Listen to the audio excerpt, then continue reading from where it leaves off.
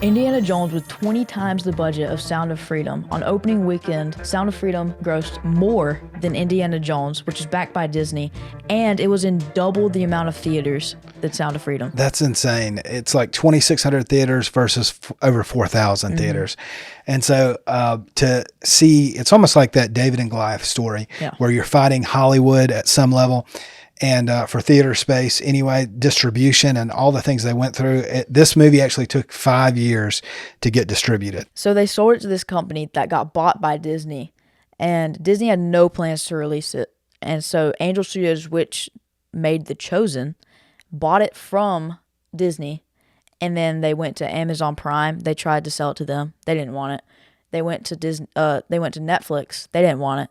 And so they just pre-sold tickets in the theater. 2,600 different theaters, and they did $15 million on the opening weekend, and now it's over $50 million. Yeah, that's amazing to me because Jim Caviezel was like a darling of Hollywood at one time. He was in a movie called Frequency, the main character, and it was an amazing plot in general, but he was an amazing actor. And then he actually acts as Jesus in The Passion of the Christ. From that point on, he's ostracized and outed in Hollywood, and so he's unable to get the roles that he previously was able to get if he had not taken that Passion of the Christ role. But the movie itself, what I was really surprised by is how clean it was. I was a little nervous going into a film like this, what you're going to see, and what kind of audience. If Hollywood had made this film, it would have been very graphic, and so I was kind of worried, what were we going to experience in the theater when we got there. Yeah, it's pretty clean. There are a few choice words, but they're not like bad. Not like really, really bad, like rated R, like horrible things. It's like something that you probably would have said in that situation, whether you're a Christian or not. Like sometimes something slips. That's what I felt like it was. Yeah. And just the level of evil that is being, you're trying to portray a level of evil without glorifying it. I thought they did a really, really good job of not getting into the, it was very clean. You did not see children being harmed in the film. And that's what I really liked about it. Yeah. If you're scared of seeing like a child being harmed, they basically just allude to it, but they never show it. Right. Yeah. And they're not showing pictures of things. That they'll allude to it, but they don't show it. They move on at the right time. They give you enough to let you feel the emotion of the moment and then kind of move away from it. And, I felt like at first it was a little slow. Did you feel that way? Yeah. Yeah. At first, probably the first half of the movie, they're kind of building up to this guy, Tim Ballard, and what he was experiencing as an FBI agent. He was actually working in the pedophilia wing of the FBI. And what really bothered him is he was always dealing with the end user, the actual person who is, looking at child pictures and things like that. But they weren't able to save the actual child. They weren't able to actually get the traffickers. And so that's kind of where the movie starts, is with him wrestling with, why can't we go for the end users? Why can't we try to save the children? And that's kind of the basis for the movie. Yeah, and there's this really hard scene where they give him this case, and he's looking at all of the stuff that this man is seeing, and he is just a close-up on his face. And being a filmmaker myself, or trying to be one, the shots were just beautiful. It's just a beautiful movie all around. And it was this close-up shot of his face, and it was cutting back and forth, and it's just his face, and then you just see tears roll down his eyes. And it was just like, he's like a man. He's a grown man, and then he's just like stone-faced, and then you just see a tear roll down his eye. And that was like made my heart drop, because there's no telling what he was seeing on that screen. Being a father, it's very difficult to think about with a child and what people will do to a child. And so I think that's part of this movie, is that people were connecting with that purpose of bringing awareness to this industry, something that we don't like to even think about. And how can we support it? We're here in a little small town. We hopefully don't have any sex trafficking around here that we know of anyway, but how do we support it? How do we stop this thing? And so for me, I felt like one way I could do it is buy a movie ticket Oh and go yeah. watch this movie and support it and bring awareness to it. And so we connected it with a purpose. I love Indiana Jones. I love movies like that. Really cool, really neat, big budget films. They're fun to watch, but they have entertainment value. They don't have other values. They don't have purposeful values. And so I Yeah. love when a movie is or anything or a business is connected with a purpose. That's something that I feel like people want to get behind. Yeah. And that's what we're seeing right now with this film. Oh yeah, and my movie experience going to see, I went and saw Indiana Jones and I saw Sound of Freedom, and I went and saw Sound of Freedom with my buddy Thomas, Yeah. and we went in there and it was completely filled. There's like in our movie theater there's recliners, and then in the back there's just normal simple chairs, like they're comfortable chairs, but they're not recliners. And so we had to sit at the very back. There's like I think we were 2 rows down from the back, and it was just packed. And then I saw Indiana Jones a few days later, and we had almost an entire row to ourselves. Like, it was crazy. We actually did have a whole row to ourselves, because I Wow. saw it with my grandparents and her sister, and so it was just like with the whole row to ourselves. Our whole family was on this one row, That's and amazing. it just was not as packed as the Well, Sound of Freedom. the movies that I typically watch around here, that's how it is. You can get there 10 minutes early and you can probably get the best seat in the house. But for this one, I was like, I'll go 20 minutes early. I want to really make sure I get a good seat. And then by the time I got there, most of the good seats were taken. I still did get one of those reclining chairs, thankfully. Yeah. But before the movie had started, there were so many people in the theater that I had a seat on one side and the other, and 2 people came in. And so my wife and I had to move down so that we could make room for more people. So I knew right then that this was going to be a big hit. If it's happening here in small town Americana, what's going to happen nationwide when this Oh, thing is yeah. released? Yeah, so you gotta be thinking, like, Disney's probably like, man, I should have taken that. I should have released this, because look how big it is now. But Disney probably wouldn't have. They probably would have done something different with it. That would have eradicated the purpose. Right. And I think that's what it really boils down to is why did Netflix not want this? Why did Amazon Prime not want it? Why did Disney not want it? And you've got to be thinking that there's probably some people at high levels that are involved with this stuff that didn't want this stuff coming out and brought to light because it boils down to it's sin, and people don't like sin to be exposed. And so as hard as it was fought to keep this out of the theaters and as limited as they wanted it to be in theaters, you can't keep that light from shining in this dark place. So I was really proud to have seen it and be a part of something like Sound of Freedom. And what's crazy to me is this industry is $150 billion. That's mind-boggling. I heard a pastor preach one time, and he was talking about the difference between a million and a billion and a trillion.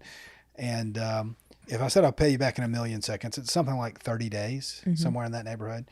I could be a little off here, but I'm just going from memory. And if I said I'll pay you back in a billion seconds, then It's years. That's years. That's 30 years, somewhere in that neighborhood. And if I said, hey, I'll pay you back in a trillion seconds, that's not even on the same scale. It's not 30 years. It's like 30,000 years Yeah. or something like that. It's It's ridiculous. exponential. It's like we exponentially larger. We can't even comprehend it. And so for us to think about $150 billion, a growing industry like that, I don't even know what the car industry is. I don't know what things like that are, but I would imagine that they're huge like that. Yeah.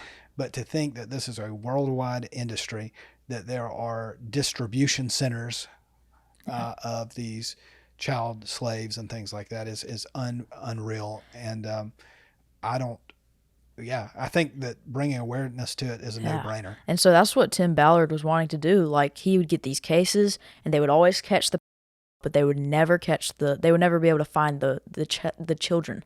And so he quit his job in the FBI to go save these children. Isn't that amazing? I think what a risk there. Yeah. And I think it's something that people don't want to think about. I mean, I honestly don't want to think about it. Yeah. I know it's there, and so I know I should be a part of it. And like, how can we stop this?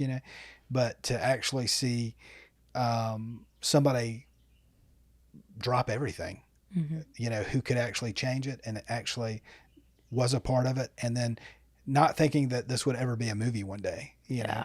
and to see that that story and what he did is gonna help others to do something about it. Really, I saw this clip on CNN and it was talking about how this movie is just capitalizing off the fear of America and how it's feeding into these fetishes. And it's just like, how do you even come to that conclusion? they're not going to give it a good review. We know a lot of these media news agencies, and honestly, people in high places that don't believe in God, that don't think that there's anything wrong with what you feel. It's all about how do I feel and what do I want out of life. And at some level, there's a level of perversion that you get to when you've Yeah. turned away from God. It's called the reprobate mind. And I feel like a lot uh, of our society has turned reprobate, where it's like you're just twisted. Mm-hmm. And I heard this. My brother-in-law was telling me about it. That the word wicked, or the wicked one, the title for Satan, it's a better translated twisted one. It's like when you think about a candle wick and how the wick is twisted Mm-hmm. together, and then you can, of course, light the wick, or baskets that are twisted baskets.